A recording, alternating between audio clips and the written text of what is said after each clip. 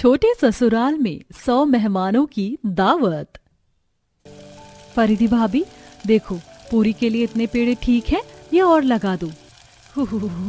मेरे हिसाब से सब लोगों का पेट भर गया है निभा, रहने दो, मैं भी 2-4 पूरी छान कर छोड़ दूंगी, मेरी भी कमर अकड़ गई है।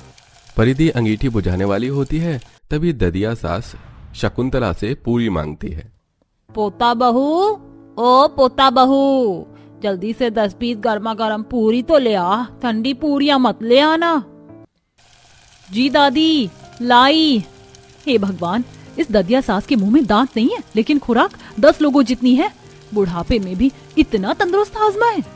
परिधि पूरी लेकर अंदर जाती है, मगर सब लोग इस प्रकार फैलकर दावत खाने में मगन थे कि उसे बेचारी को पैर रखने की जगह नहीं मिलती। हे भगवान, देखो कैसे भेड़ बकरियों की तरह फैलकर चल रहे हैं। ये नहीं कि आने जाने की जगह छोड़ दे कम से कम। अरे देख क्या रही हो, जल्दी से आगे आकर पूरी दे ना। जी दादी जी। परिधि जैसे कदम बढ़ाती है तो वहीं सब्जी गिर जाती है, जिस पर वो बेचारी फिसलकर गिर जाती है। उई माँ, मेरी कमर, लगता है हड्डी टूट गई। हो हे भगवान, सत्यानाश हो, इस बेलमुंड बहू का पूरी बर्बाद कर दी। इसमें मेरी क्या गलती है? सब लोग ऐसे बसर कर बैठे तो पूरी कैसे परोसती?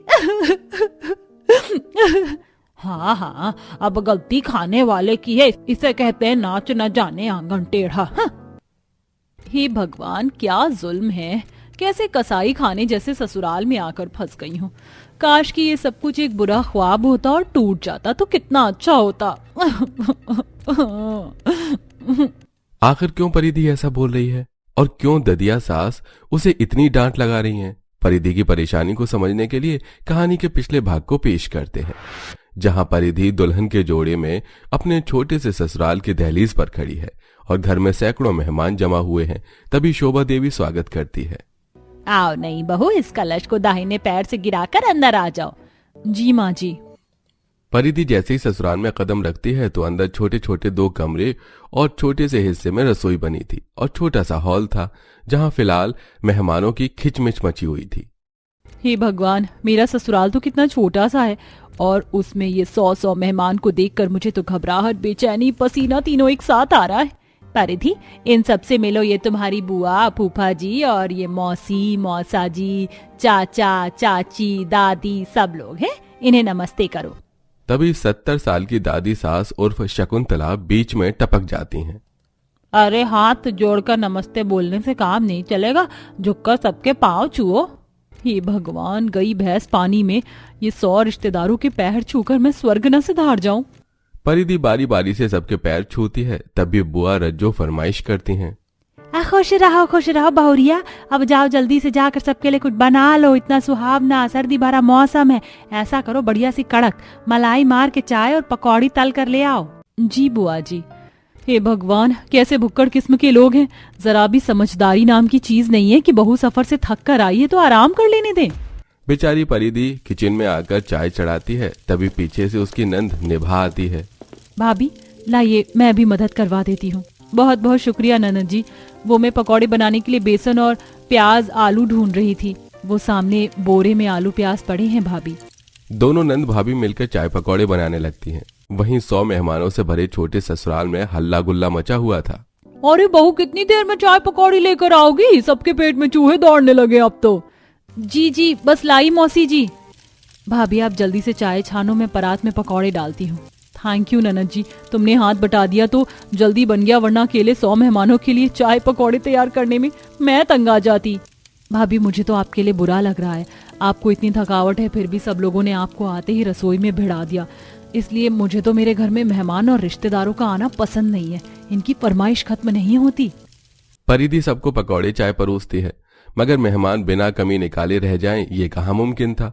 फूफा ससुर चाय की चुस्की लेते हुए बोल पड़ी। अरे बहू, कैसी चाय बनाई है, पूरी की पूरी चाशनी है और दूध का भी अता पता नहीं। अरे नंदोई जी, पकौड़े भी देखो कैसे कच्चे पक्के बनाए हैं, ना स्वाद का पता चल रहा है ना नमक मिर्च का। मेहमानों की कमी निकालने पर परिधि किलस कर करारा जवाब देती है। चाची जी, पकौड़े में स्वाद नहीं है फिर भी आप लपड़ लपड़ खाई जा रही हैं, और फूफा जी आप भी चाय में 100 बुराई निकाल रहे हैं लेकिन गट के जा रही हैं। परिधि को बोलते देखकर कलेशिनी बुआ रज्जो कलेश मचा देती है। शोभा भाभी, तुम्हारी बहुत बड़ी मुजोर है, कैसे पटर पटर जुबान चला रही है। हमारी तो भैया यहाँ कोई इज्जत नहीं है, चलो जी चलते हैं। तभी शोभा रज्जो को रोकते हुए बोलती है, अरे अरे रज्जो जीजी, आप तो किसी आ गई, नाराज मत हो, रुक जाओ, कल बहू के हाथों की दावत खाकर जाना, वो सब कुछ बढ़िया से बनाएगी, मैं यकीन दिलाती हूँ। एक ही शर्त पर रुकूंगी मैं भाभी, बहू को कहो मुझसे माफी मांगे। हाँ, मुझे माफ कर दीजिए बुआ जी, मेरी गलती है। परिधि पहले ही दिन में मेहमानों के रवैये से वाकिफ हो जाती है। इसी प्रकार अगले दिन देव 100 लोगों की दावत के लिए राशन भरवाता है। परिधि, ये लो 50 किलो आटा, चावल, दाल, घी, पनीर, दूध, सब्जी सब कुछ ले आया हूँ।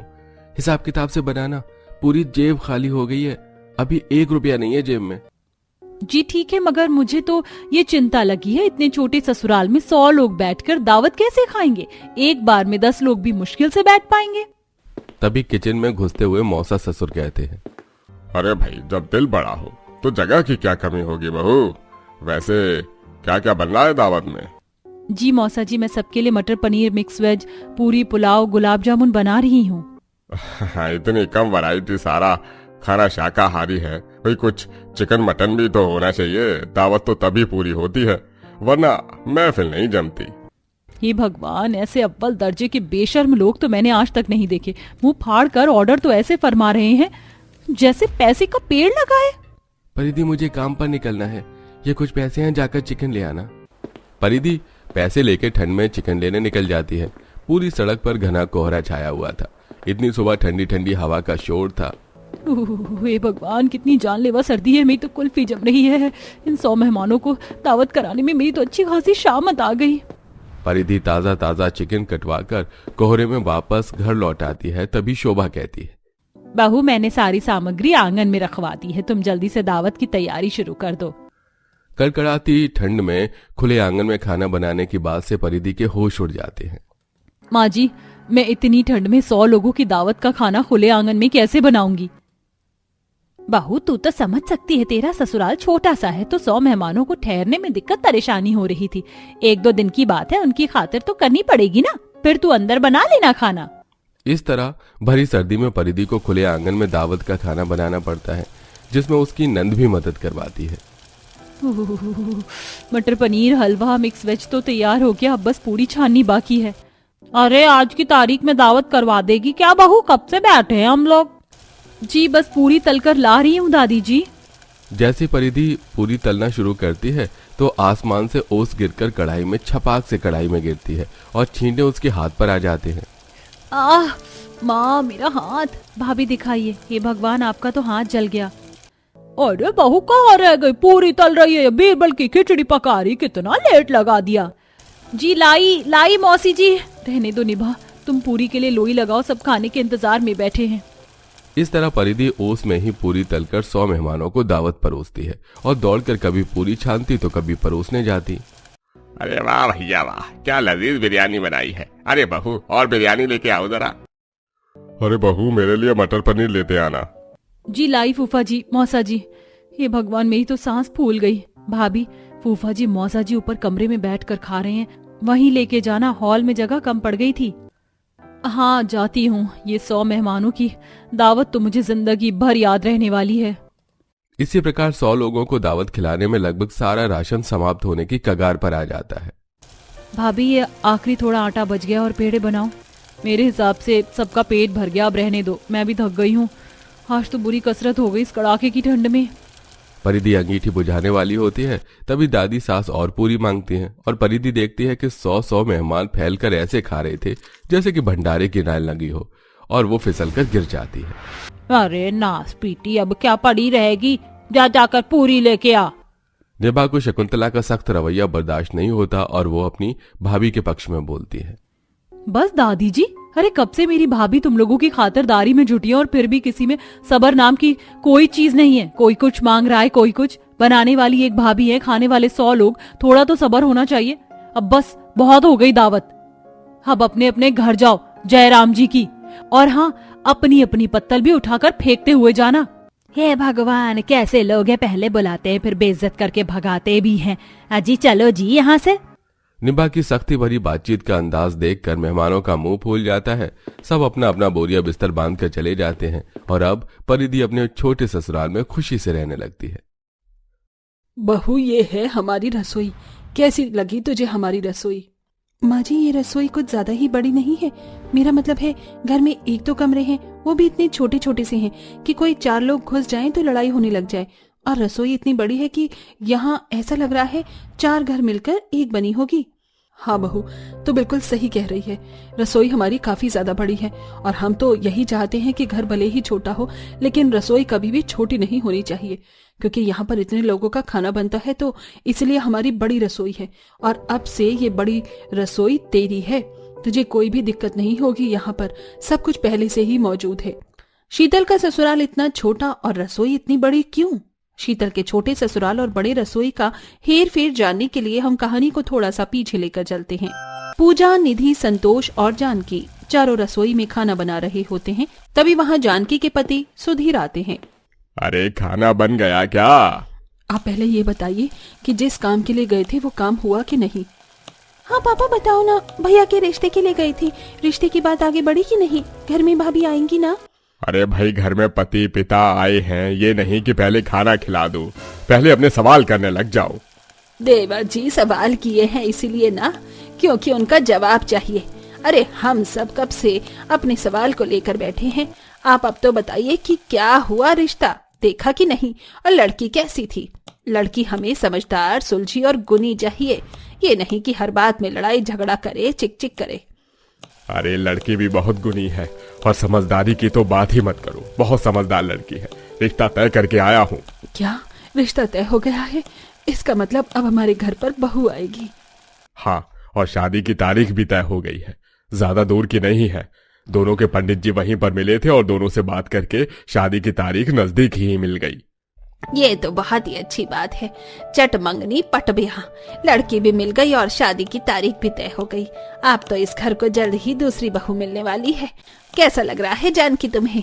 मैं तो बहुत खुश हूँ। मेरे सर से झंझट खत्म। आज तो मैं आराम करूंगी।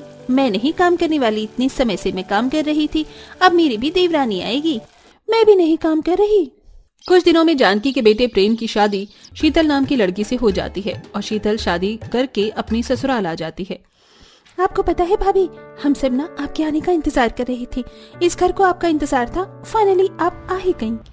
और नहीं तो क्या, मुझे भी तो अपनी देवरानी का इंतजार था। अच्छा, तुम दोनों शीतल को उसके कमरे में लेकर जाओ। कल शीतल को पूरा घर घुमा देंगे और रसोई भी दिखा देंगे। शीतल को कमरे में ले जाकर बैठा देते हैं। शीतल खुद से कहती है, कितना छोटा ससुराल, यहाँ पर छोटे छोटे कमरे हैं, सामान भी नहीं पूरा आ पाएगा। लेकिन पहले ही दिन ससुराल में कमी निकालना भी तो ठीक नहीं है। अब जैसा भी है तो मेरा ही ससुराल है ना। तभी कमरे में शीतल का पति आता है। क्या हुआ शीतल, तुम ठीक तो हो ना? दरअसल मैं देख रही हूँ कि कमरा बहुत ज्यादा छोटा है। यहाँ 2 लोगों के लिए भी कितनी परेशानी होती होगी ना। और कमरे के बाहर ही बाकी सब रहते हैं। और मुझे ये बताया गया है कि मेरे ससुराल में काफी लोग रहते हैं, लेकिन यहाँ तो कुछ ही लोग थे। दरअसल बाकी लोग आसपास के घर में रहते हैं। और हाँ, हमारा घर काफी छोटा है, लेकिन जब तुम अपनी रसोई देखोगी ना तो हैरान हो जाओगी। ससुराल देखकर ही लग रहा है कि रसोई कितनी छोटी होगी। इसमें हैरानी की क्या बात है। शीतल आराम से सो जाती है। अगली सुबह शीतल अपने कमरे में बैठी थी कि तभी उसकी सास और बाकी सब लोग आते हैं। चल बहू, तुझे रसोई घर में लेकर चलते हैं, तैयार है ना तू? जी माँ जी, मैं तैयार हूँ।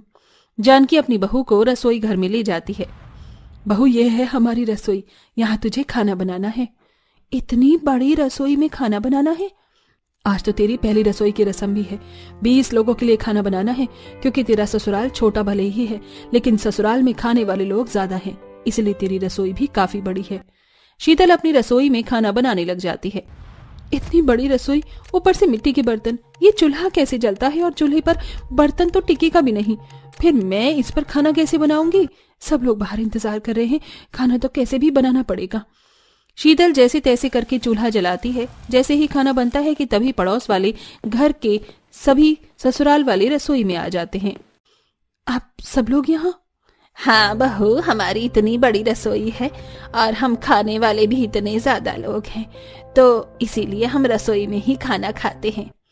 माँ जी, दरअसल मैं बहुत ज्यादा थक गई हूँ। मेरा पूरा शरीर टूट रहा है, आंखों में भी बहुत जलन हो रही है। मैंने खाना तो बना दिया लेकिन मैं खाना नहीं परोस पाऊंगी। बहू तू थोड़ी देर यहीं बैठ जा, आराम कर ले, हम खाना खा लेते हैं। पूजा खाना परोस देगी और तुझे नेक भी तो देना है ना, इसलिए अभी तू अपने कमरे में मत जा। सब लोग खाना खाने बैठते हैं और पूजा सबको खाना परोसती है। सबको खाना काफी ज्यादा पसंद आता है। अरे वाह, खाना तो बहुत ही स्वादिष्ट बनाया है। ऐसा लग रहा है बहू को तो चूल्हे पर खाना बनाना आता ही था। नहीं बड़े पापा, चूल्हे पर मैंने पहली बार खाना बनाया है, इसलिए मुझे इतनी तकलीफ हुई है। लेकिन मुझे खुशी ये जानकर हो रही है कि आप सबको मेरा बनाया हुआ खाना पसंद आया। शीतल बहू, ये तुम्हारा नेक है, तुमने बहुत ही ज्यादा अच्छा खाना बनाया है। इतनी मेहनत के बाद शीतल को काफी अच्छा नेक मिलता है, जिसे देखकर शीतल काफी खुश हो जाती है। मेरी पहली रसोई में मुझे इतना अच्छा नेक मिला है। सबको मेरे हाथ का खाना पसंद आया। इतनी मेहनत की थी मैंने, मुझे नहीं पता था कि मुझे इतनी खुशी मिलेगी। उसके बाद शीतल को अकेले ही सब बनाना पड़ता है। सुबह सुबह रसोई में जाती है और इतनी बड़ी रसोई में काम करने लगती है। हे भगवान, इतनी बड़ी रसोई, सामान इतनी दूर पर है कि कोई भी सामान लेने जाए तो मुझे ही थकावट हुई जा रही है। ऐसा लग रहा है कि मैं कमजोर पैदा ही हुई थी या ससुराल आकर कमजोर हो गई हूँ। लोगों को तो ससुराल का पानी भी लग जाता है, लेकिन यहाँ की हालत देखकर तो मुझे ऐसा लग रहा है कि खाया हुआ भी नहीं लगने वाला मुझे। शीतल रोज रोज खाना बनाकर काफी थक जाती है और रात में जल्दी सो जाती है। शीतल क्या हुआ, तुम रोज इतनी जल्दी क्यों सो जाती हो? पता नहीं, रसोई इतनी बड़ी है, इधर उधर से सामान लाओ, सब्जी काटो, इतने लोगों का खाना बनाओ, मेरी तो सांस फूल जाती है और जैसे ही बिस्तर पर लेटती हूँ पता नहीं कब आंख लग जाती है। अच्छा चलो कोई बात नहीं, अभी थकी हुई लग रही हो, चलो सो जाओ तुम। शीतल इतनी बड़ी रसोई में खाना बनाते हुए थक जाती है। कुछ दिनों बाद शीतल सब्जी काटते काटते वहीं रसोई में ही सो जाती है। अरे इतनी देर हो गई है, रसोई से खटपट की आवाज भी नहीं आ रही है। और शीतल बहू ने खाना बनाया कि नहीं? पता नहीं, चलकर एक बार देखते हैं रसोई में। जानकी और संतोष दोनों रसोई में जाते हैं और देखते हैं कि वहां शीतल सो रही है। यहाँ तो बहू सो रही है। रुको, मैं जरा अभी बहू को उठाती हूँ। बहू, ओ बहू। माँ जी, आप लोग यहाँ? बहू ये क्या, तू सो क्यों रही है? माफ करना माँ जी, पता नहीं कब आंख लग गई, पता ही नहीं चला। काफी ज्यादा देर हो गई है क्या मुझे सोते हुए? हाँ, बहुत देर हो गई है, पर कोई बात नहीं, हम सब बाहर हैं, तू खाना बना ले जल्दी से। दोनों रसोई से बाहर जाती हैं और शीतल फिर से फुर्ती से खाना बनाने लगती है।